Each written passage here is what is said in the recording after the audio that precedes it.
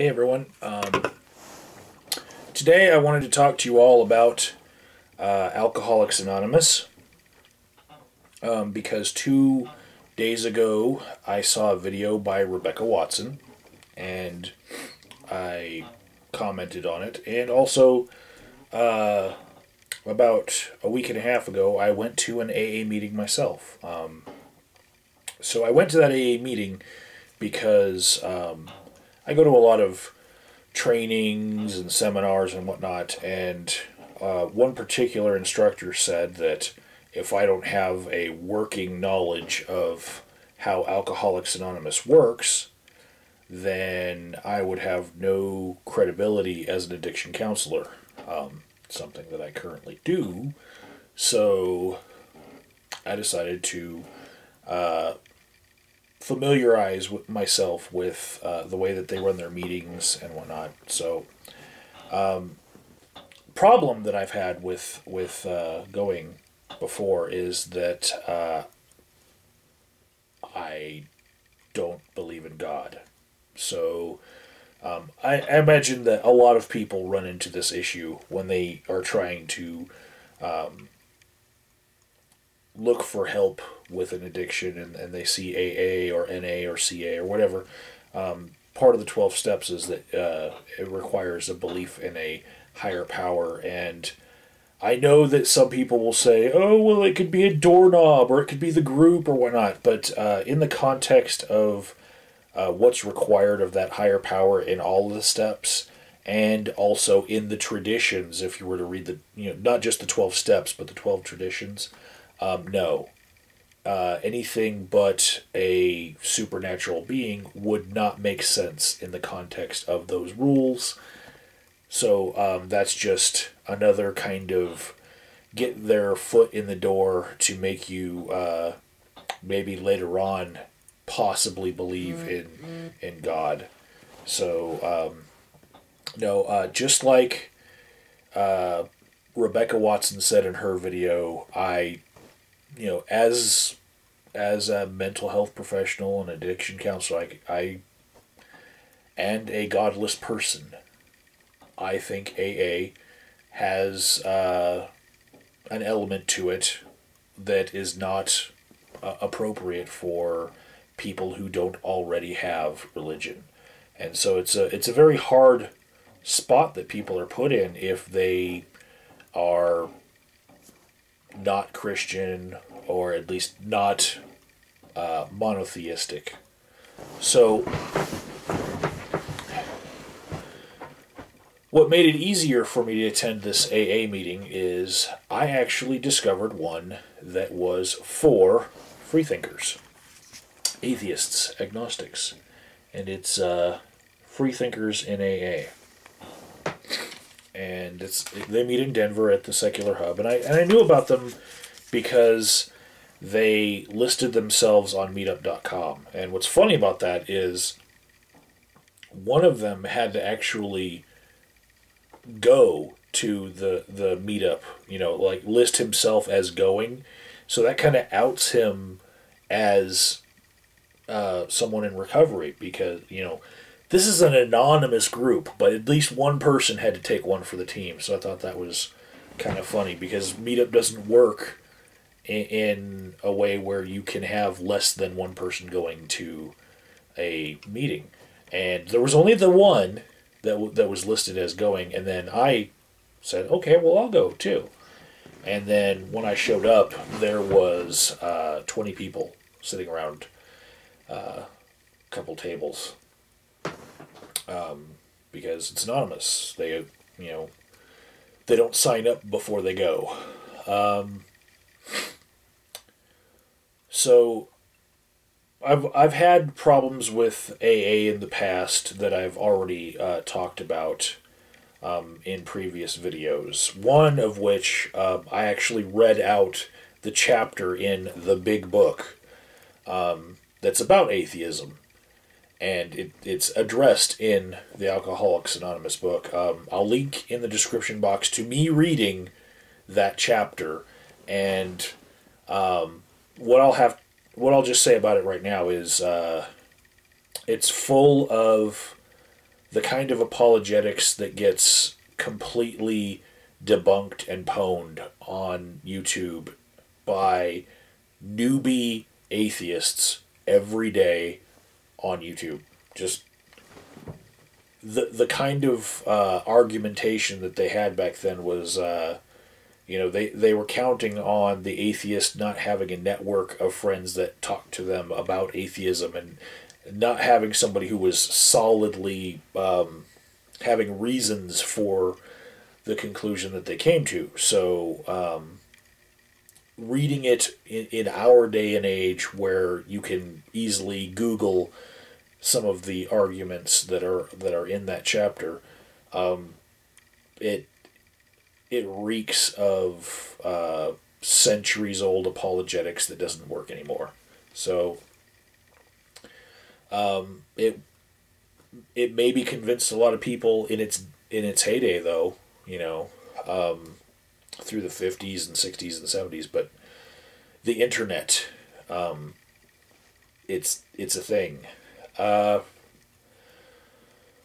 So also, as an addiction counselor who uses other methods such as motivational interviewing and cognitive behavioral therapy, I know that organizations that I work for require evidence-based therapy. And by evidence-based, I mean like things that have been proven to work. They have efficacy. And the efficacy rates of MI, motivational interviewing, they can be as high as 25%. CBT can be as high as 25%. But if you were to look at the efficacy rates of Alcoholics Anonymous, you would not find very good numbers. In fact, it hovers around 5%. And the problem with it hovering around 5%, sometimes it measures around 2%, sometimes 7%. But background noise on that, the rate of people just going into recovery and never drinking again on their own without any help whatsoever is around 5%. So if they sometimes dip below 5%, Alcoholics Anonymous could actually be more dangerous for people than no treatment whatsoever. So that's another kind of it was something that was really keeping me from checking out any AA group whatsoever. But when I went to this Freethinkers in AA, I noticed that they had a bunch of different writing that was available, different flyers and whatnot. And one of the books that they were using actually mentioned CBT in it. So this is a group that not only is taking the God component out of the 12 steps, they're actually borrowing from other methodologies that are better at helping addicts. So I was very happy to see that. In the first weekly flyer that I was handed out, it was a photocopy of a page from a book, and it had CBT right there. I was like, yay! Somebody's getting it. Some parts of these steps are not working, and they are modifying them. Awesome. The front of this flyer here, it says Freethinkers in AA. It says at the bottom, right there, the only requirement for AA membership is a desire to quit drinking. And they take this to heart. Funny thing, there are people in the AA community that do not agree with them. In fact, they're listed in the AA worldwide listings for the main AA website. But if you were to look in the Denver listings for the Denver interlocal, they are not listed. And they don't make that much of it. They're not the drama whores that I am, because I'd be all on that shit. Like, hey, list us now. But they have enough people coming to their meetings, finding them anyway. And I think that they're just going to wait them out and prove that they are successful, without causing a lot of drama. But what's very interesting about freethinkers in AA is that they have a secular version of the 12 steps. Can you see that right there? And they print them out. And I'll read them for you right now because I've got the time. And so do you, right? Okay. Number 1, we concede to our innermost selves that we are alcoholic, that on our own we are powerless to confront and resolve our addictions. Number 2, we learn to trust and hope that a new course of action, practice of these 12 steps in a supportive fellowship can and will restore us to sanity. 3, we make a daily decision to turn our will and life over to this 12-step process and development of our inner resources that they help us find and follow. Number 4, we learn how to take a searching, fearless, and honest inventory of ourselves, our thoughts, beliefs, emotions, and actions. Number 5, we admit to ourselves and to another person what we learn about ourselves, sharing our life stories, withholding nothing. 6, we become willing to let go of anything and everything holding us back. 7, we use whatever personal power and resources we find to help us confront self-limiting liabilities and defenses when they crop up.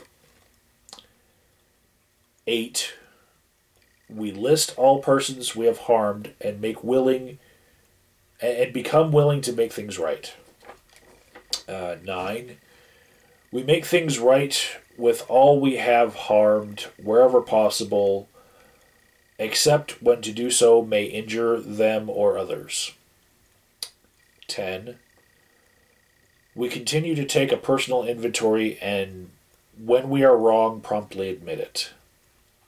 11, we seek through meditation and self-examination to increase the awareness of our deepest thoughts and feelings, seeking only for the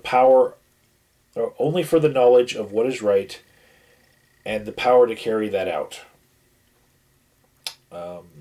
12, awakening through the practice of these steps to the spiritual and non-material in our lives. We try to carry this message to others and to practice these principles in all of our affairs.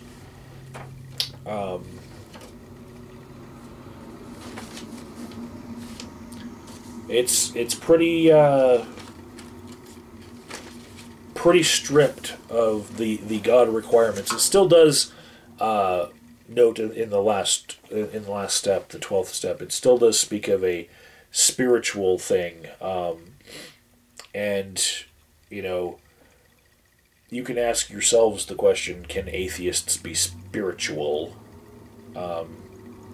Many claim to be, but yeah, when I went through the meeting, I can't tell you everything that happened there because it's supposed to be like Vegas, right? So I can't tell you the names of people there or whatnot, but there were people who were declaredly atheists, as is often the case at the Secular Hub in Denver.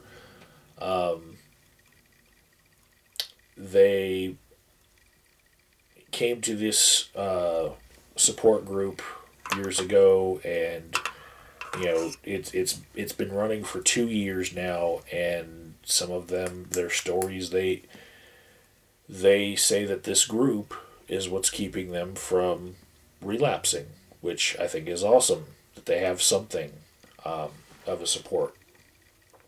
I recently also saw a TED Talk of why everything we think about addiction is wrong, and it kind of stressed that people have fellowship, and it talked about Rat City.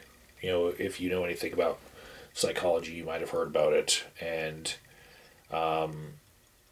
yeah, we kind of need human connections in our life to just make ourselves happy enough to not just sink back into whatever kills the boredom. But I do have something funny from this visit that I had to them. Before I told them who I was, you know, when people go around in a circle and they say, "Hi, my name is," you know, and I said, you know, "Hi, my name is Mike. I'm actually an addiction counselor. I just came to learn." Before I said that, they asked, "Is this anyone's first visit to AA?" And then they asked, "Is this, you know, your first time ever to a meeting?" And I raised my hand both times. And they gave me a newcomer's chip. And I just thought it was hilarious because, well, there it is right there.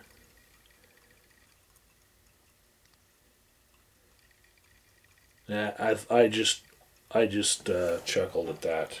On the back, they also put that it's a wooden chip, and they make their own chips. In order to order chips, I know that there's a way to get around it, and they could order them directly from the international organization, but you know they'd probably have to go through the Denver Interlocal to get chips. And you know, I see that there's some friction there because somebody in the organization probably doesn't like the removal of God from things. But if we're going to serve what will be 10% of the population soon, I think we're going to have more options for non-believers, you know, and things that don't proselytize to them. More things like this, where people can get fellowship in ways that helps them without deterring them from even wanting to participate by trying to cram God down their throats. So they also they showed me a couple other places to go for non-religious groups. AA Agnostica, I'll link in the description box to that in case you guys need it, because it kind of lists a whole bunch of groups around the world. I already knew about SOS groups and Rational Recovery, but yeah, there's a lot of different groups out there, and some of them have the more agnostic style, more freethinker style to them, and some of them are, you know, named things like happy heathens, you know, where they just put it right out there that they are firmly atheistic. So there's all sorts of groups out there, and I think that's a good thing. Links in the description box. Especially share the links if you know somebody who might need it. Please. Just think hard about that and then share.